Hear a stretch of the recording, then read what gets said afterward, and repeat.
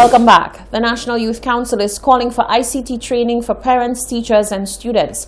The St. Lucia National Youth Council says given that online schooling is the new norm, it is imperative that all stakeholders have a good grasp of the basics. President of the NYC, Naya Salfred, says more emphasis needs to be placed on parents being able to assist students with their online classes. It has to go beyond just students when it relates to digital literacy, because a special effort has to be made to ensure that parents receive the adequate training to be able to assist their students. Because if it is a case where students are going to be spending the majority of their time at home doing virtual learning, at one point in time, the parents would have to have the necessary skill in order to assist their students. And this is especially true when you think of students who are in kindergarten, students who are in grade 1, grade 2, who may not have the necessary skills to be able to maneuver around the Google Classrooms and the Zoom calls. So definitely, we're faced with an issue where a lot of parents do not know the basic skills. He says this is one of the issues that has contributed to students not attending their classes as scheduled. Given the numbers that were presented by the Ministry of Education on the number of students who have not been taking part as much as they should in the virtual platforms, we think that if programs like that are to be developed, then that would definitely go a very long way in terms of ensuring that as many students as possible take part in the virtual learning. We know that we're living in a new reality. We know that virtual learning is the new thing, but one student missing out on learning, one student missing out on classes 5 days a week is too many. And we definitely need to do more to address that situation here in St. Lucia. The NYC points out that there are teachers who also require training and urges authorities to address this issue. Over 600 students graduated from the Sir Arthur Lewis Community College on Sunday, the 31st of January. The 34th graduation ceremony, which took place virtually, was held under the theme Rewarding Resilience, Pivoting Through the Adversities of 2020. The year 2020 was one of a myriad of challenges. Chief among them was having to cope with COVID-19. The Sir Arthur Lewis Community College, like many other institutions, moved to e-learning months after the pandemic hit and has remained there ever since. The graduating class of 2020 would make history, becoming the first to experience the college's e-learning platform in its entirety and the first to participate in a virtual graduation ceremony. Among the over 600 students who graduated on Sunday, Krista St-Ange was chosen as valedictorian.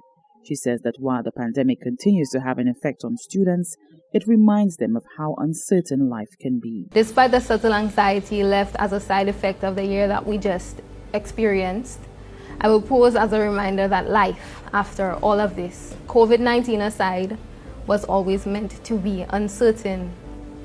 Life after our final exams, life after seeing our friends almost every day, life after so many and too many early mornings and late nights, life after running from building to building to get to class, life after basically living off of rotis, cinnamon rolls, pizza rolls, and wings and fries for almost 2 years, life after all the in-between moments, life after SALCC.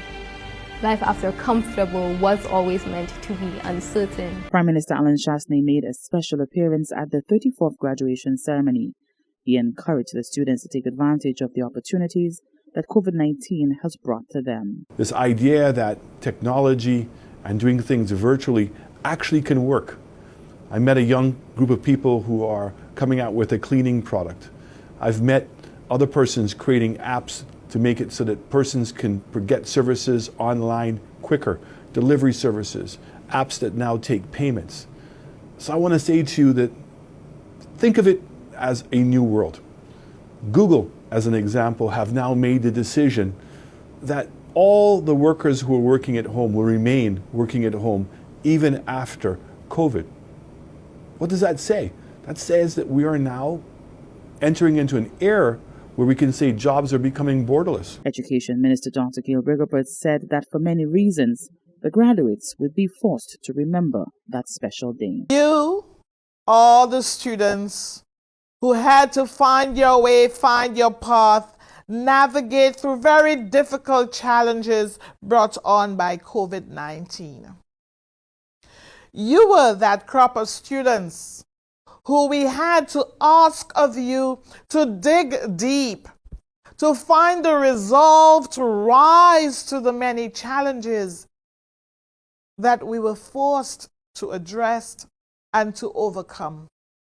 You are that crop of students who forced us to accelerate a very detailed plan for the integration of ICTs in education. The virtual celebration saw guest appearances from the likes of opposition leader Philip J. Pierre, Darren Sammy, and Michael Robinson.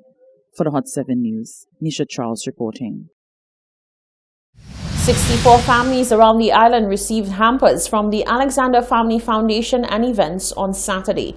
The Toko Foundation joined in the philanthropic efforts and provided shoes to all of the families who received hampers. The Alexander Family Foundation is once again extending its helping hand to less fortunate families around the island. On Saturday, the foundation provided food hampers to more than 60 families.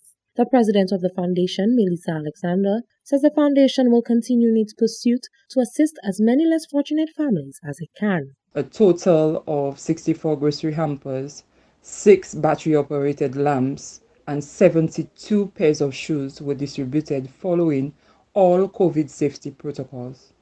The recipients waited in the open courtyard and were presented in turn with their hampers.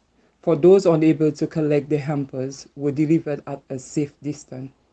She explained that given the toll that COVID-19 is having on everyone, the foundation believes that it is necessary to use its resources to provide help where and when it can. The Alexander Family Foundation and events saw the need to make this donation in light of the recent upsurge in unemployment and the dire need expressed by so many in this country. It is a hard road ahead, but Alexander Family Foundation and events is committed to doing everything God allows us to in order to ease the burden on our fellow citizens. God has blessed us with generous donors and dedicated members. Alexander has encouraged other groups and individuals who can help others in need to do so as the impacts of COVID-19 continue to be far-reaching. Reporting for Hot 7 News, I am Genevieve Conrad. Stay with us when we return the latest weather report.